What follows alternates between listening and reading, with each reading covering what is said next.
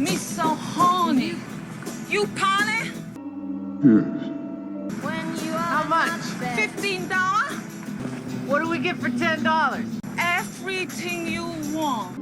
Everything. Everything. You.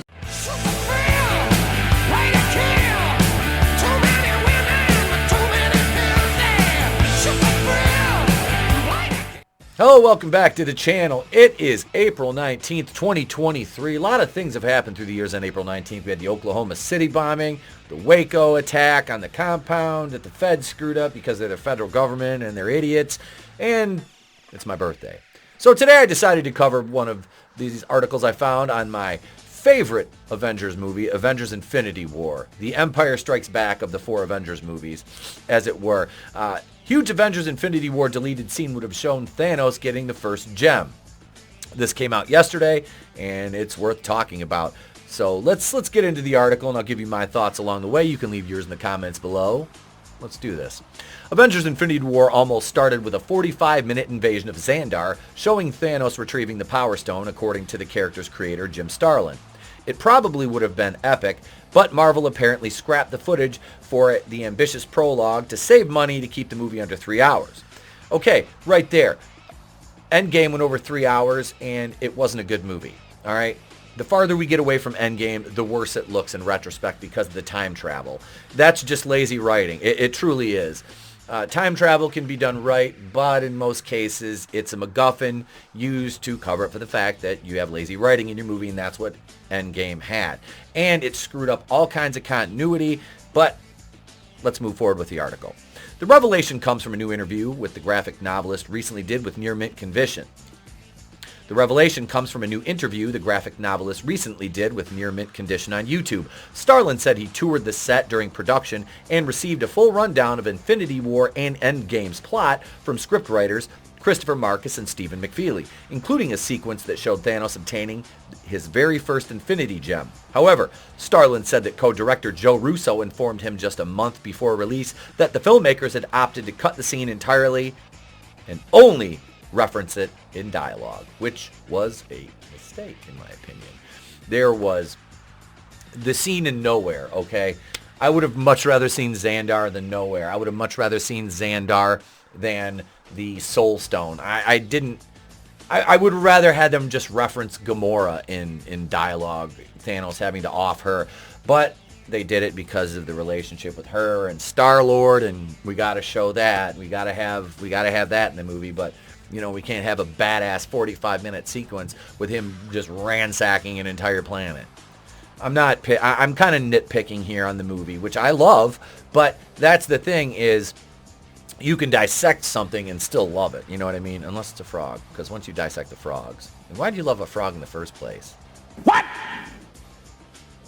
What the There was a whole sequence of him getting the first gem, and they had to cut that out, he told Near Mint Condition. They shot it, but they never wanted to spend the money on the effects, and they didn't want the movie to be as long as Endgame was.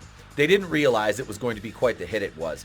That kind of perplexes me, them not thinking that Avengers Infinity War was going to be a hit. This was the third Avengers movie. The MCU was almost, well, basically, let's be honest, Infinity War was, for me anyway, the fitting end to the MCU.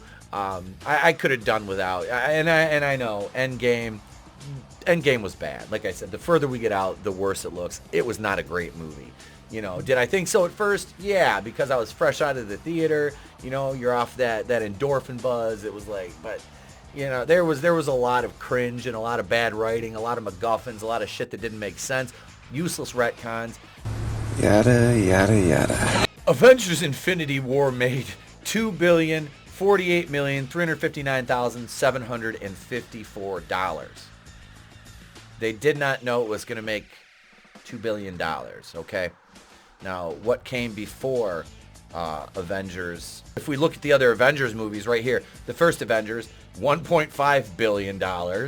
Ultron, the much maligned Age of Ultron, $1.395 billion. Of course, Endgame, $2.7 billion. But what I really want to look at is leading up to Infinity War. So Black Panther was released before Infinity War. I believe that came out in February, which is Black History Month in 2018 when Infinity War came out.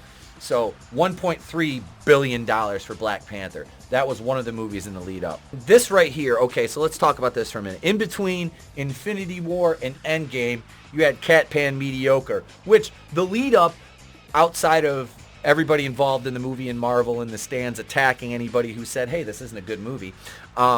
This movie made 1.1 billion. There's a big asterisk next to that. They protected this movie. They marketed it and they protected it. And if you didn't see it or didn't like it, you were an incel. That's what they did with this one. Let's go to, I want to look at Ant-Man and the Wasp 2 though. 830 million. That movie was shit. Okay, it was shit. Ant-Man and the Wasp made 623 million, and I believe that came out maybe right after Captain Marvel, because Captain Marvel came out, I think it was like March of 2019. So this wasn't a great movie, but as far as the bearings go leading into Endgame, this had much more bearing on Endgame than Cat Pan Mediocre did, because the time that she was in the movie, it made no difference. And all of her scenes were cringe. Let's be honest. It's not a good character. It's not. She's not written well. They wrote her better in the comics when she was Miss Marvel. Is that like a personal attack or something? Or? For them to insinuate in this article that they didn't know that Infinity War was going to be that big of a hit, that's an excuse used to take the scene out. For whatever reason they did it.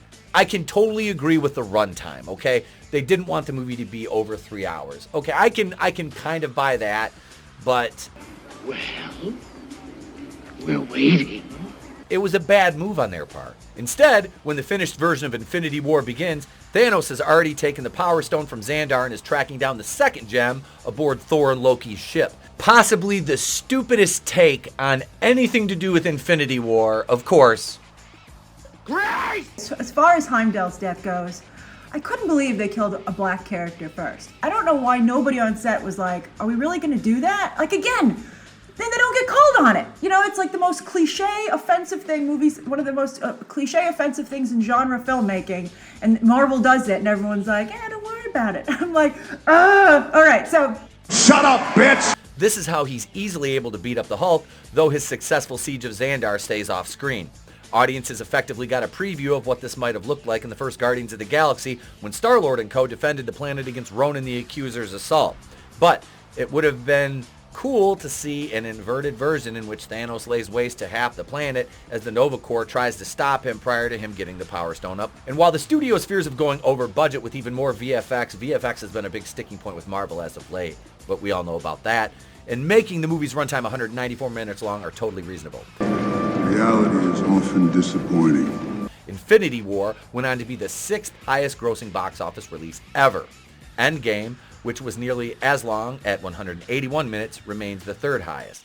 I have to imagine if there was a way for Disney to add the movie's would-be explosive introduction back into the Disney Plus version via post-production, the company would have done it already. Nothing for you! It would have totally made sense for them to add this on, and honestly, if they did it on Disney Plus now, I wouldn't complain. I would like to see that. They're not going to go back and spend the money to do post-production VFX work and reshoots on a 5-year-old movie. It's not going to happen. Would it be cool? Absolutely. But, you know, this is something that if Marvel wasn't trash now, I would say, hey, do it in a what if. What, you know, hypothetically speaking, if they did it in an animated form. But then again, like I said, I'm not a big fan of animation being canonical. I have an issue with that in Star Wars. I have an issue with that with them using what if as canon. It's just stupid. It really is. Cartoons shouldn't be canonical to a live action cinematic universe. You can hate it all you want as far as that opinion for me goes. But let me know what you think in the comments below. Would you like to see this sequence added on in post if they, if it was feasible for them to do it? I would, because I love Infinity War. Like I said, you've got Iron Man, Infinity War, and Winter Soldier that are my top 3 MCU movies. Absolutely right there. So leave your thoughts in the comments below. Do all the YouTube things. Be sure you tune in tonight, 8:30, for Rogue Entertainment presents Holy Shit, it's Etep's birthday celebration tonight. We'll have holy shit news, we'll have a special panel, we'll have a lot of fun. Join us. I'm Etep Okuian from the Place to Be Reviews. I've been here with all these. If I don't see you, have a great day, a pleasant tomorrow, and I'll catch you on the next one. It's better to burn out than to fade away. I could do this all.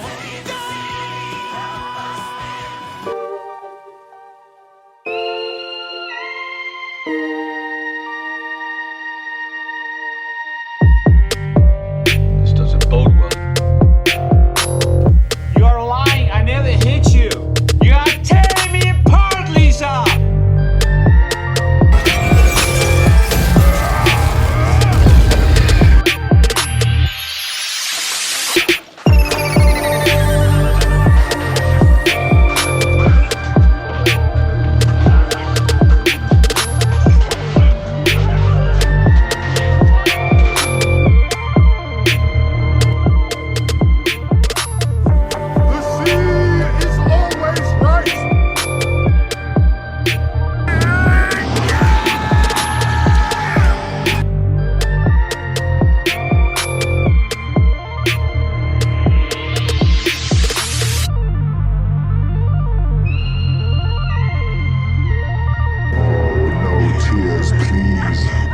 It's a waste of good suffering.